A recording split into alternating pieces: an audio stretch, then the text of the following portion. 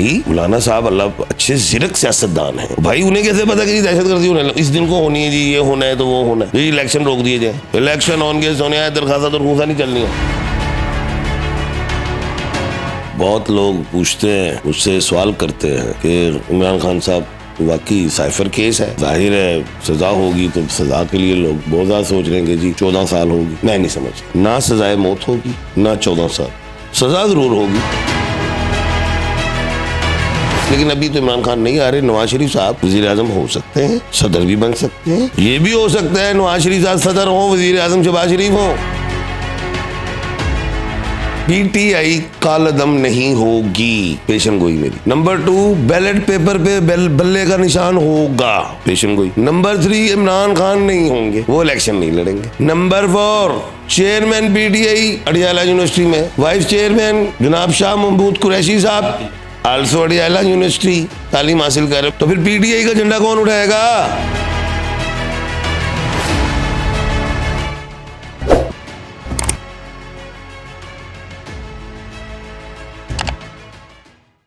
अस्सलाम वालेकुम नाजरीन, आप देख रहे हैं क्यूसी टीवी में हूं एहसन शहजाद।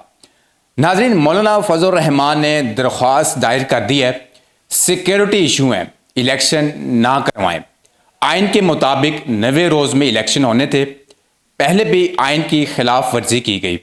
आज हमारे साथ मौजूद हैं सीनियर कानूनदान एम.ए. शहजाद खान साहब, इनसे बात करेंगे कि पहले भी आइन के मुताबिक इलेक्शन नहीं हुए, अब दोबारा दरख्वास्त दायर कर दी गई है। खान साहब मुझे बताइएगा, आइन के मुताबिक पहले भी इलेक्शन नहीं हुए तो दोबारा दरख्वास्त दायर कर दी गई है, क्या समझते हैं कानून के मुताबिक ये दरख्वास्त ऊपर अमल होगा या नहीं होगा? जी बिस्मिल्लाह बिस्मिल्लाह जी, अस्सलाम वालेकुम जी। बात यह है कि जब हमारा मुल्क बना, मुल्क पाकिस्तान 14 अगस्त 1947 को, तो तारीख़ पैदाइश के हवाले से ये ल्यू है, और पाकिस्तान के हवाले से अगर पे के हवाले से चलें तो पाकिस्तान वर्गों में है। अल्हम्दुलिल्लाह 15 नवंबर के बाद जो है संग राशि भी बेहतर है और कन्या राशि भी, जिसको ल्यू कहते हैं और दूसरा जिसको वर्गो कहा जाता है। जब इंडिया और पाकिस्तान दो अलग मुल्क बने, इंडिया जो 15 अगस्त को बना, तो रिश्ते में हम उनके बाप ही लगते हैं, एक दिन बड़े हैं हम उनसे, हम 14 अगस्त को बने। तो खैर दूसरी चीज़ जो अहम है वो ये कि अंग्रेज हमें कानून दे गए थे, अपना उस पर चलना शुरू हो गया। लेकिन 1973 का आइन बनाया जनाब जुल्फ़िकार अली भुट्टो शहीद ने। अंग्रेज हमें 5 रिट्स दे के गए थे, ठीक है। 6वीं 1973 में बनाई गई, जिसे कहा जाता है फंडामेंटल राइट। अब फंडामेंटल राइट को देखें, उसमें आज़ादी सहाफ़त है, बॉल है, वोट है, तकरीर है, हर चीज़ है उसके अंदर बनाया हुआ। हमें बड़ी खुशी होती है कि हमारे पास फंडामेंटल, लेकिन अमल नहीं। इस पे पूरे मुल्क में किस चीज़ की जंग रहती है? फंडामेंटल राइट की, और तो कुछ ही नहीं है। हेबियस, किसी को आप उसकी बगैर मर्जी के ऐसे नहीं कर सकते, किसी को रख नहीं सकते, कुछ कह नहीं सकते। हेबियस कॉर्पस फंडामेंटल राइट की हुई है, जो भी क्या कहते हैं वाट लगी। तो अभी जो इलेक्शन वाली बात है, इसका पैरा देगा, इस इलेक्शन की बात को पैरा देगी अगस्त सुप्रीम कोर्ट, क्योंकि अगस्त सुप्रीम कोर्ट जो एपेक्स सुप्रीम कोर्ट, जितने भी जस्टिस साहबान होते हैं, ये कस्टोडियन ऑफ द कॉन्स्टिट्यूशन होते हैं, ये दस्तूर के मुहाफिज होते हैं। ये अपनी जात अपनी मर्जी से फैसले नहीं करते, वो आइन और कानून जमीर से करते हैं। कानून की बालादस्ती, कानून की हिफाजत जो है वो जस्टिस साहबान करते। जस्टिस साहबान मुलाजम नहीं होते, कानून बता रहा हूं, वो मुलाजम नहीं होते, वो कस्टोडियन ऑफ द कॉन्स्टिट्यूशन होते हैं। सर पहले भी आपके सामने हो चुका है। अब दूसरी चीज, मुलाजम कौन होते हैं? सेशन कोर्ट तक मुलाजम होते हैं, वो जजिस साहबान होते हैं। और जजिस साहबान जो सेशन कोर्ट तक, जो निचली कोर्ट तक के, वो जवाब दे, वो अंडर होते हैं किनके? हाई कोर्ट के। तो और जो जस्टिस साहबान वो जो होते हैं वो कस्टोडियन होते हैं। अब अगस्त सुप्रीम कोर्ट जनाब honourable chief justice of Pakistan जनाब काजी ईसा फायज साहब के होते हुए तो इलेक्शन डिले नहीं होते। अच्छा सर, मुझे बताइएगा, काजी फायद ईसा के होते हुए इलेक्शन अपने टाइम पे ही होके रहेंगे? क्योंकि honourable chief justice of Pakistan हमारे, मेरे तो बॉस हैं वो, मैं एडवोकेट भी हूं, तो उनका तो एक सवाल आ गया हुआ है कि आर्टिकल 6 किस पे लगाना है। पिछले महीने बात हो गई थी, जो इलेक्शन डिले हुए हैं, तो अब कोई इस चक्कर में आएगा नहीं। अब जो मौलाना फजल रहमान साहब हैं, दरखास्त दे दी है, और भाई मौलाना साहब अल्लाह अच्छे ज़िरक सियासतदान हैं, और भाई उन्हें कैसे पता कि दहशतगर्दी होने इस दिन को होनी है जी, ये होना है तो वो होना है, ये इलेक्शन रोक दिए जाए। भाई हमें एटॉमिक पावर है, न्यूक्लियर पावर है, प्रोफेशनल फौज है, आर्मी हमारी, वो है तो हम सोते हैं। हमारे बॉर्डरों की हिफाजत कौन करते आया? यही करते हैं, तो कैसे दहशतगर्दी हो सकती? इलेक्शन ऑन के सोने आए, दरखास्त और घूसा नहीं चलनी है। अच्छा सर, मुझे बताइएगा, साबिक वज़ीर आज़म इमरान खान साहब जेल में हैं और जो दफ़ात लग चुकी हैं, क्या उनको सज़ा मौत होगी या फिर आगे सज़ा होगी जेल में, और कितने साल सज़ा होगी?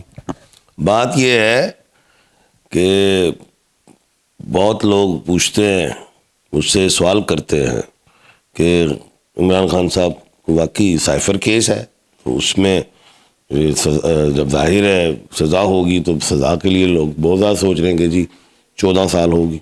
मैं नहीं समझता, ना सज़ाए मौत होगी ना 14 साल, सज़ा ज़रूर होगी 5 साल या 7 साल। याद होगा जब इमरान खान साहब ने अंदर होना था तो मैंने कहा ये हफ्ता बड़ा बुरा है, निचली कोर्ट 3 साल सज़ा और जुर्माना करेगी, वैसा हुआ।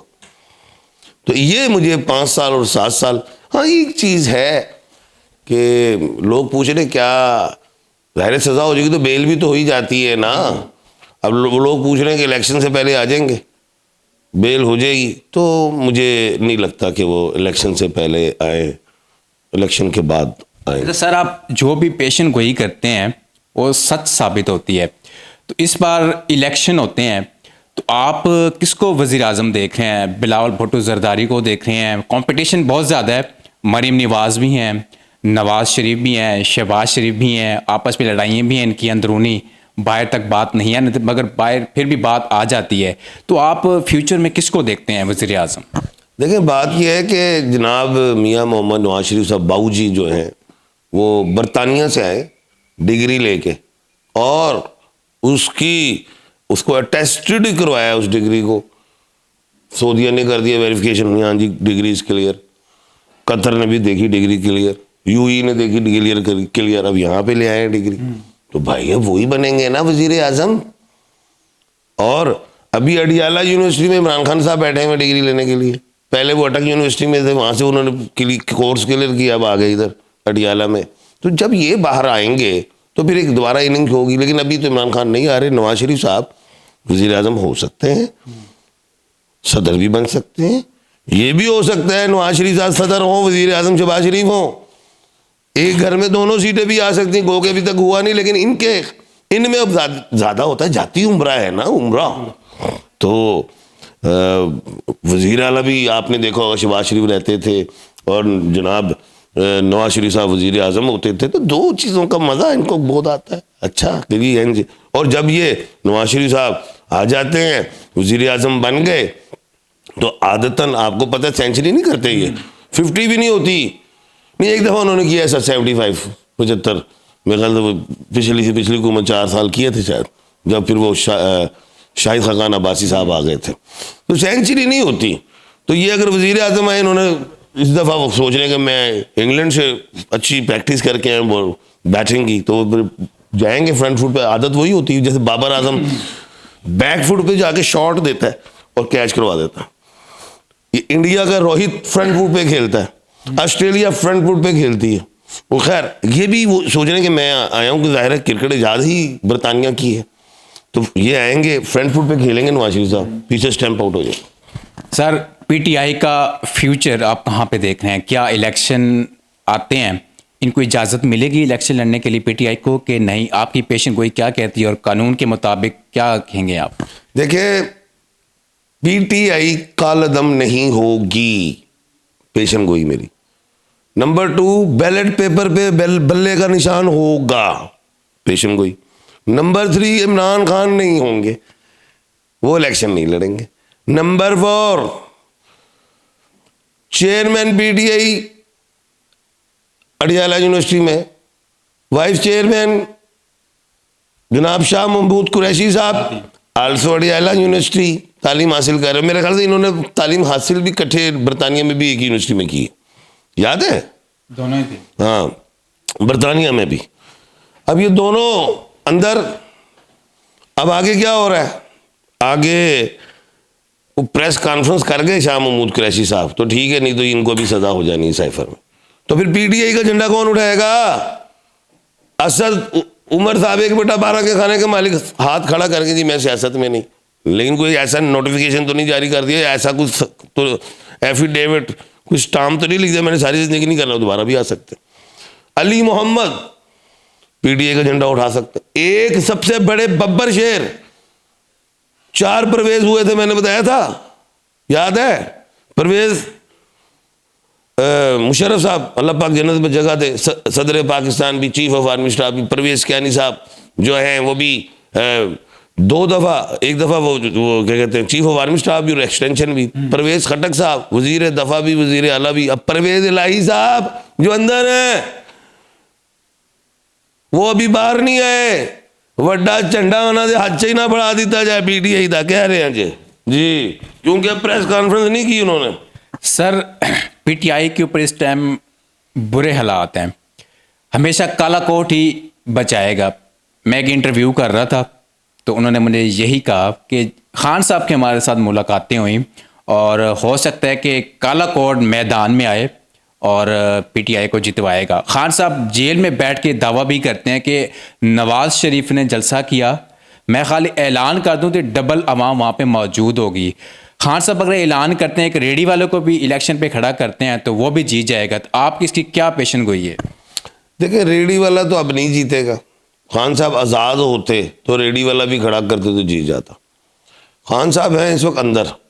अब बात यह है मैंने एक पेशन गोई की थी मैंने मुख्तलिफ चैनलों पे कि अबाबील इलेक्शन लड़ेंगी पीटीआई का। अबाबील एडवोकेट्स,